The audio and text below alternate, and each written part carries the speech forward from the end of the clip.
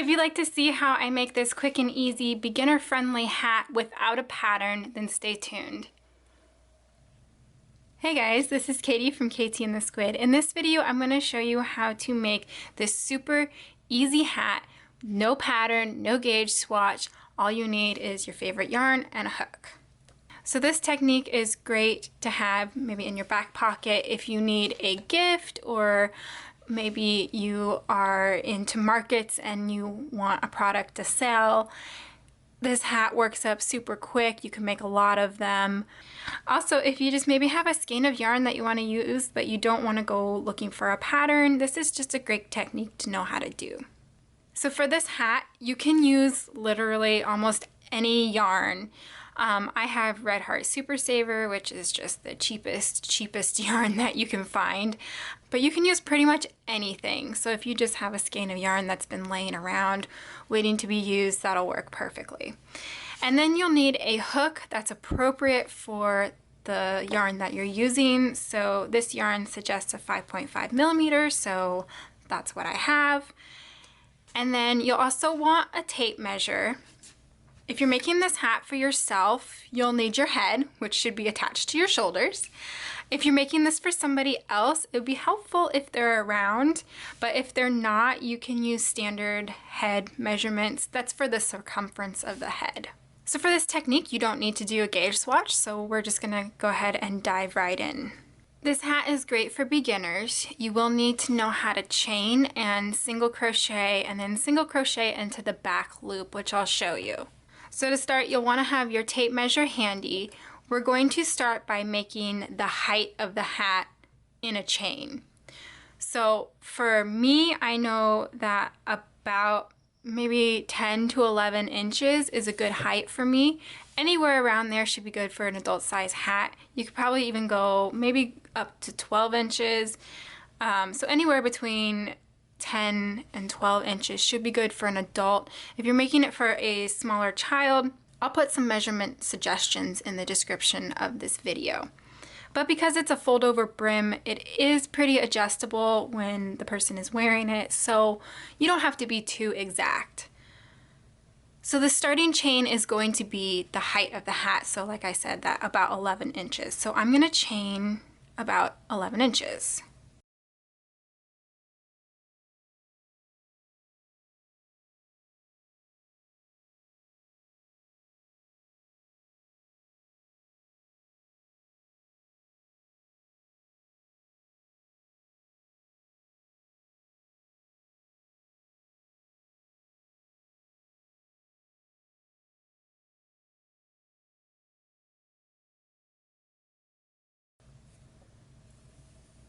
Okay, we're gonna see where we are now.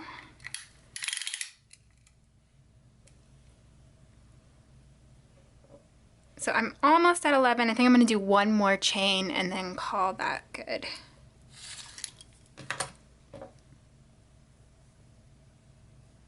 And because we're basing our measurement off of this chain, the exact height of the hat probably isn't going to be 11 inches. It might be a little bit taller, it might be a little bit shorter, depending on your tension.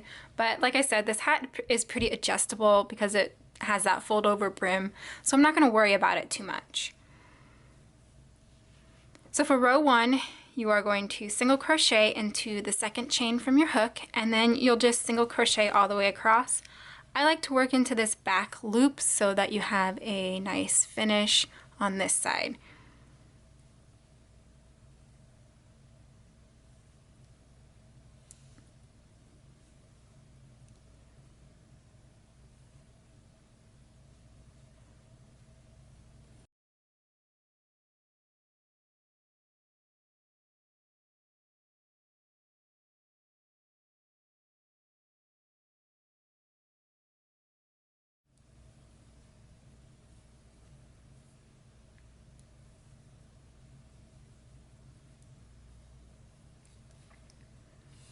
And here's what it'll look like after row 1. So for row 2, you're going to chain 1 and turn, and then you're going to single crochet into the back loop of the stitch, and you're going to do that all the way across. So if you're not sure how to work into the back loop, when you look at the top of your stitch here, you have two loops that create that V shape. So this loop here that's closest to you, that's the front loop, and then the loop back here that's further away from you is the back loop.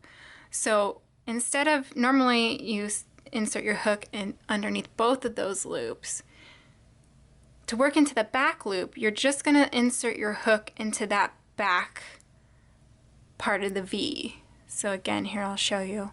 I'm just going to insert my hook into that back loop, and then I'll complete a single crochet like normal.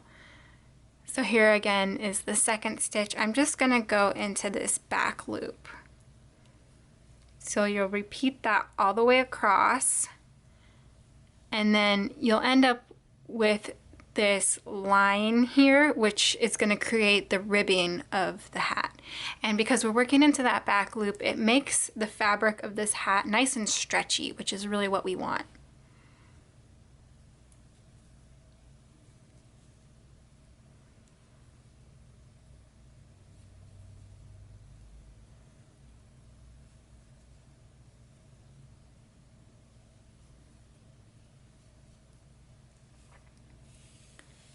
Here's what it should look like after row 2. Again, you have that nice line there, which is going to create the ribbing of the hat. So next you're going to repeat row 2 until your hat is long enough to fit around the circumference of your head. So I'm going to go ahead and do that, and then I'll explain how you know when to stop.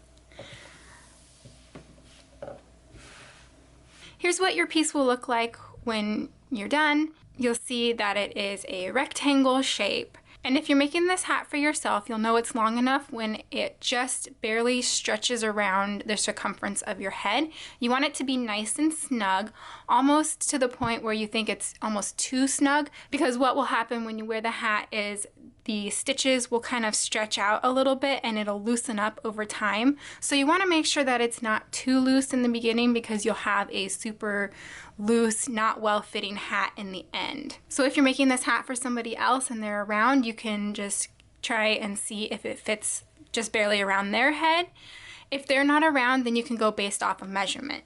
So I'm just going to use my head measurement and show you what that looks like. I know that my head is about 21 inches, and I'll put some, like I said, I'll put some other head measurements in the description of this video that you can go off of. So I'll take out my tape measure and I will go to 21 inches, which is right here. And you can see it is quite a bit smaller than 21 inches, but that's okay. So I'll take one end and I'll hold it at the 0 mark of my tape measure, and then I'll take the other end, put my 21 inches there, and what I'll do is I'll stretch it to see it just barely makes it to 21 inches. And you see that this fabric has a lot of stretch in it, so don't worry about it being too small. As long as you can stretch it to your measurement, you're going to be good. So next what we need to do is we need to close this up to make a tube. So I will, don't fasten off. You'll chain one and turn, and I'm going to slip stitch this together. If you'd like to fasten off and just sew it with a needle, feel free to do that. I just like to do a slip stitch. So when we seam, we want to try and make it less noticeable, so we kind of want to work with this ribbing pattern. So I've already chained one and I'm going to turn. So now my hook is on my right hand side. If you're left-handed, it'll be the opposite way. And we're ready to start the seam. So what I'll do is I'll take the other end and I'll fold it up in front. And remember, this is our starting chain and this is our last row. And then when I slip stitch this together, I'm going to work only in the back loops of my foundation chain and the back loops of the last row, so that the ribbing stays the same. So hopefully that makes sense. And I'll show you. So I'm going to work in the back loop of my foundation chain and then the back loop of that last row. And then I'll just do a slip stitch. And I'll do that all the way across.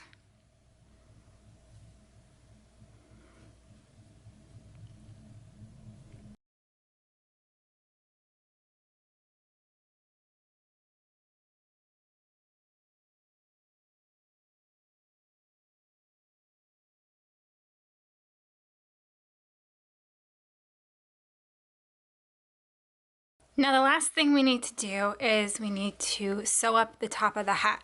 So I'm going to fasten off, and I'll leave a pretty long tail so that I have enough yarn to sew with. Then I'm going to grab a needle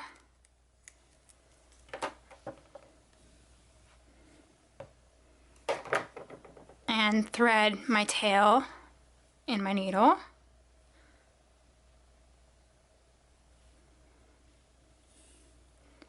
So there's a few different ways you can do this. I'm just going to show you my favorite way. So basically all I do is I sew through about every row. So I just do a whip stitch all the way around. I guess I'm doing every other row, maybe not every row.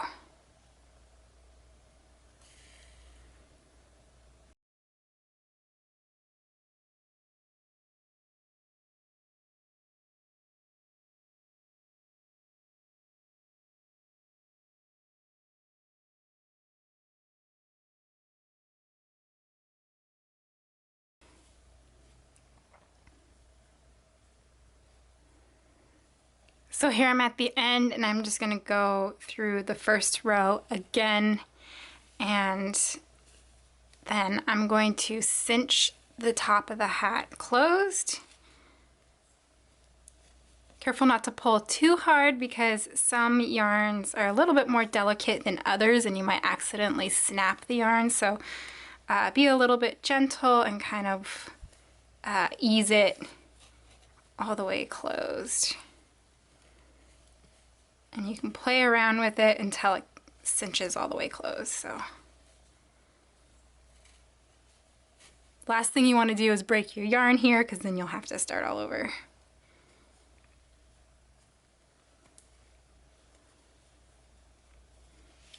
So you can see it might not close all the way, so what I'll do is I will take my end again, and I'll just go through and go through the circle again and try and pull it a little bit more closed.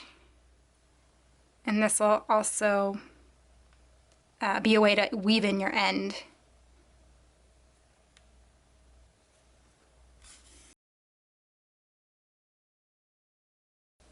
And you can see just by doing that, it pulls it pretty much all the way closed.